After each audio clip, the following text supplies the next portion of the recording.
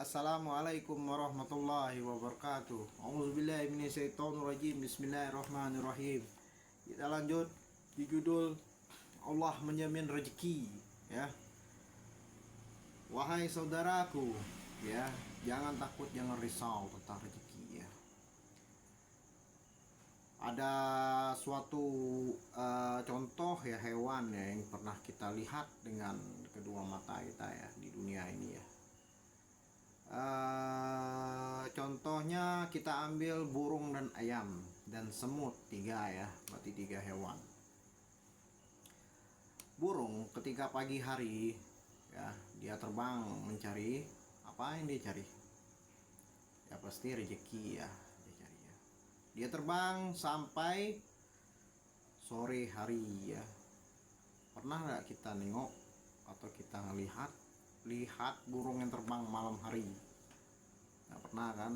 Nah, jadi konsepnya burung itu pagi hari ketika dia mencari rezeki, nah, dan pulangnya sore hari. Begitu juga ayam, ya, seekor ayam keluarnya pagi-pagi dari kandangnya ataupun dari rumah tuannya, ya, dia mencari mengais rezeki, ya, pagi hari, ya, dan sore harinya dia masuk kandang lagi pulang.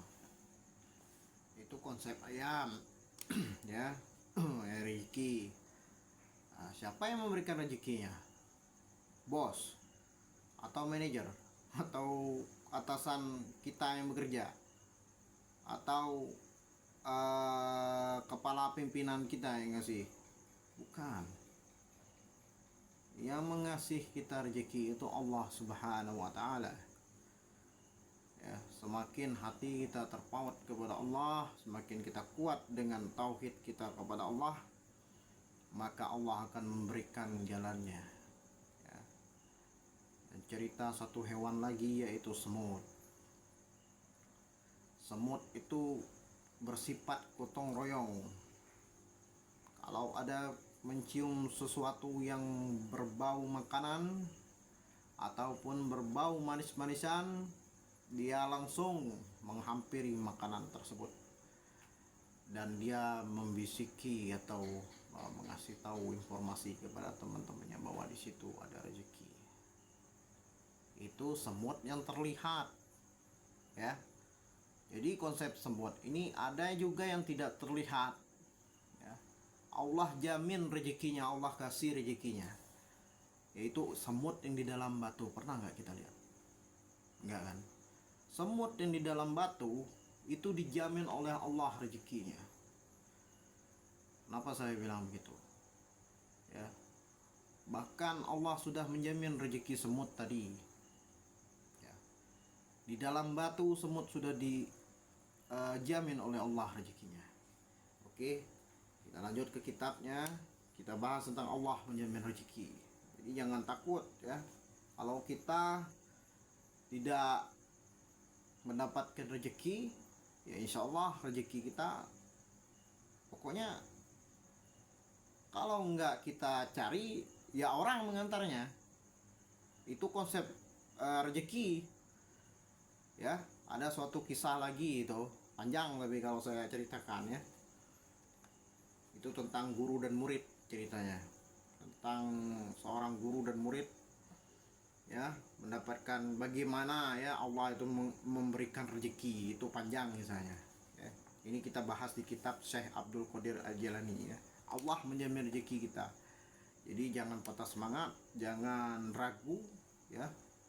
Allah sudah jamin rezeki kita kalau kita mendekatkan diri kita kepada Allah Subhanahu wa taala dan terus memberikan informasi-informasi positif.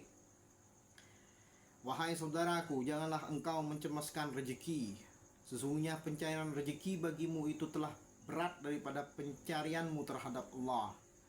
Jika engkau telah mendapatkannya hari ini, janganlah merisaukan untuk mendapatkannya di hari besok. Misalnya kita memikirkan, besok dapat dak kita ini rezeki. Misal kata orang Bangka, dapat pedik pun rezeki besok. Kau bercari lah sekapot. Olah begawi dari pagi sampai sore. Olah begawi apa aku jual dari pagi sampai sore, misal. Jadi jangan takut. bahasa bangke. Kalau dek tahu bahasa bangke, tanya ke orang bangke. Oh, bagi yang nonton orang luar bangke. Oh, jadi orang-orang yang ke bangke ini alhamdulillah, kalau bangke ini gitu barokah. Nah, jadi kita jaga pulau bangke ini jangan sampai pulau bangke ini banyak maksiat. Kalau Allah murka. Ah, tobat lagi kan tobat. Oh, gila tobat. Tapi negi lah berdosi ya. Bagi pendosi. Tapi kita sesama muslim nih saling mengingatkan, bikin konten yang positif supaya anak mudik nih nonton yang positif, jangan nonton yang di mengkeruan. Kelak dicontoh ke mereka, digawi ke mereka makin menjadi kita nih yang tua nih nak baca kita mau budak-budak mudik sekarang banyak budak-budak mudik nih yang mabuk gini ya. Banyak yang nyabu, banyak yang judi, banyak yang minum khamar, banyak yang judol, banyak yang nyambung ayam. Apa lagi ya? Banyak yang selawat apa ya? Pulang-pulangnya begaduh minta emak duit apa segala macam. Kasihan kayak orang tua. Oke, kalau kita ya bakal merasa kita jadi orang tua kita punya anak. Tapi ini lah fungsi kita yang punya ilmu, yang sekolah. Nah kita pada bikin konten pun kita enak baik-baik kayak orang-orang, kayak budak-budak terutama. Kasihan gitu orang lagi mudik kalau tersesat, nyesat dan menyesatkan. Ini lo apa lah dibikin konten juga lah dibikin konten ketawa-ketawa yang dia mengkuan jati kata orang kia. Jadi kita bikin konten yang positif, misal berkarya, deh. Nah, kia dia pikir apa, kia dia ide apa, kia karya kia apa, misal. Nah, kia bikin konten ya. Nah, kia contoh budak-budak ya di konten kita di ya. Yang kia posting konten ini guni ya, kasihan itu budak, deh. Nah, jadi sedikit nasihat lah buatku, buat kak yang tua, yang mudik, yang lah dewasa, mungkin yang remaja. Yuk kita bangun bangkit sama-sama ya. Mungkin saatnya pemimpin kita sedang berjuang ya.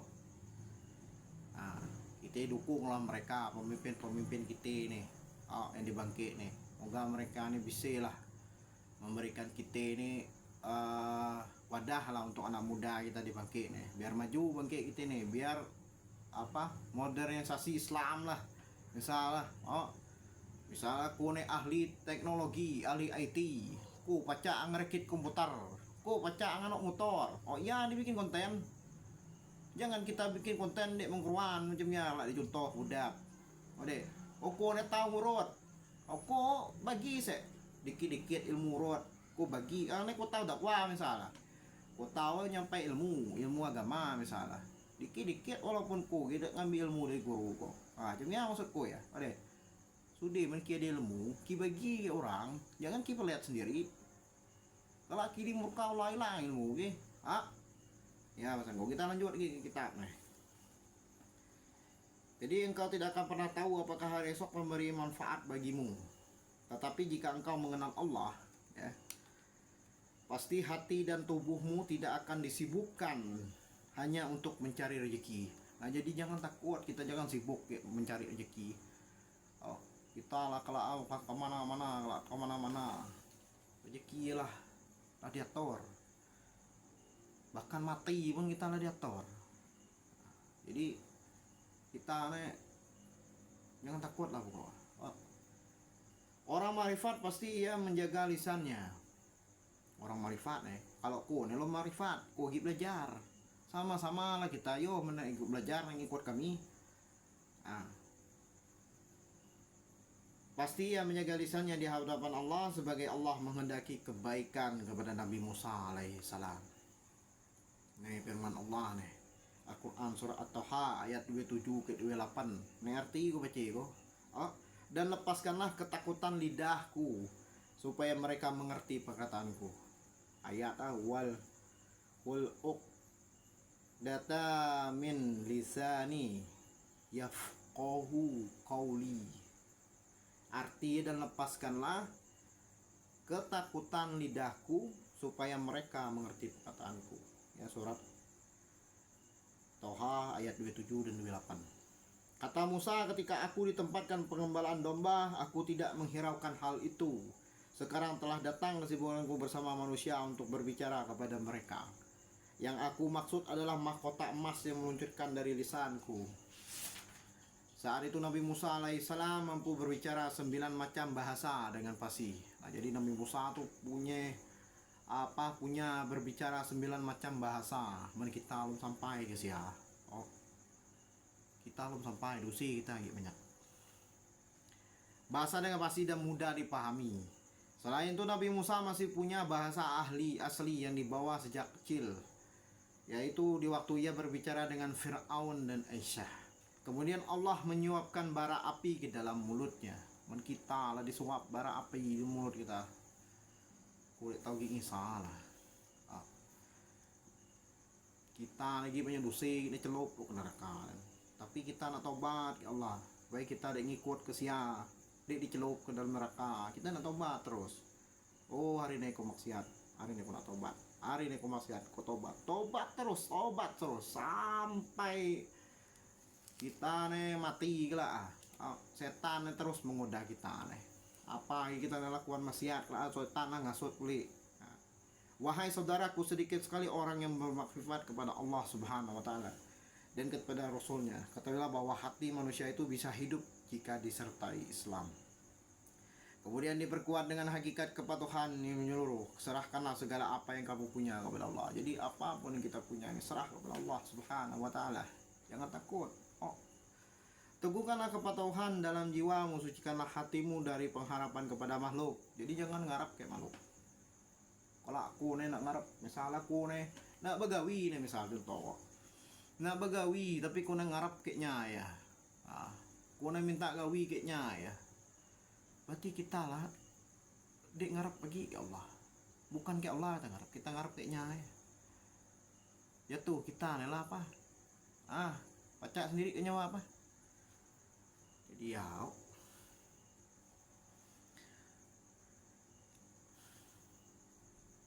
sudah ya. Teguhkanlah kepatuhan dalam jiwa, sucikanlah hatimu dari pengharapan kepada makhluk, dan berhentilah di hadapan Allah. Apabila Allah mengendaki, tentu Allah memberi kuasa untukmu dan menghadapkan kepada makhluk untuk melaksanakan perintahnya, menetapi hukum-hukumnya.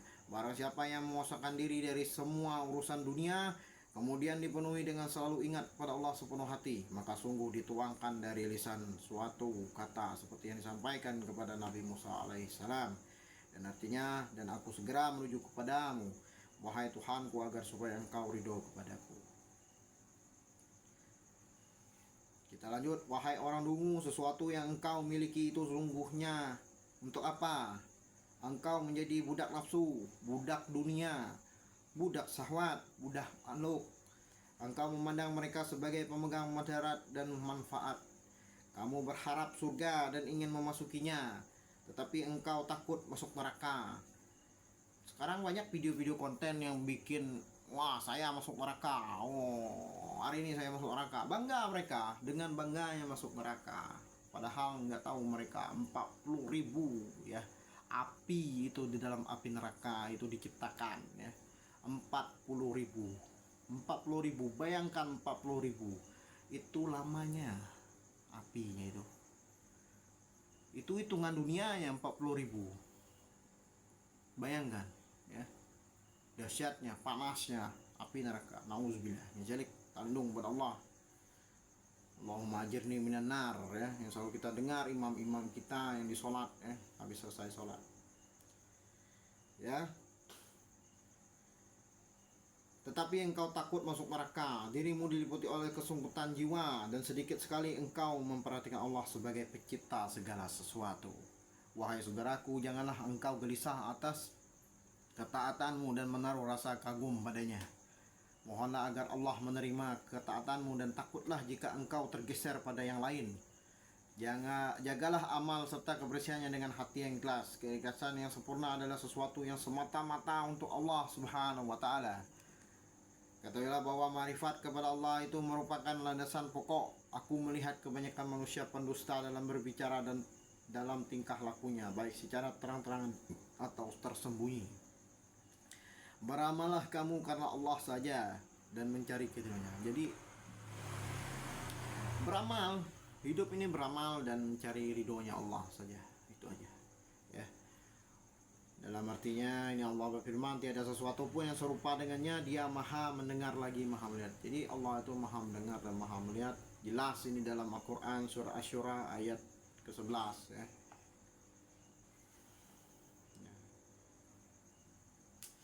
Oke. Jadi wahai saudaraku, amal sekarang ini engkau kerjakan akan menjadi milikmu sendiri. Jadi amal yang kita kerjakan ini ya, misalnya kita ini lagi mengerjakan sholat duha ya, kita rajin sholat duha ya, rajin sholat duha. Nah itu untuk jadi diri kita sendiri ya, kebaikan itu nanti yang datang kepada kita ya. Semua yang baik-baik itu datang kepada kita. Jadi beramalah secara lahir dan batin ya. Jadi jangan takut untuk rezeki ya, konsep rezeki itu Allah itu sudah menjamin ya. Dengan kita meminta kepadanya, Allah pun sudah tahu rezeki kita ya. Jadi jangan gelisah buat sahabat-sahabatku dimanapun berada, sahabat-sahabat muslimku ya, jangan gelisah, jangan takut tentang konsep rezeki ya. Oke, kita kembali lagi ke video selanjutnya ya. Assalamualaikum warahmatullahi wabarakatuh.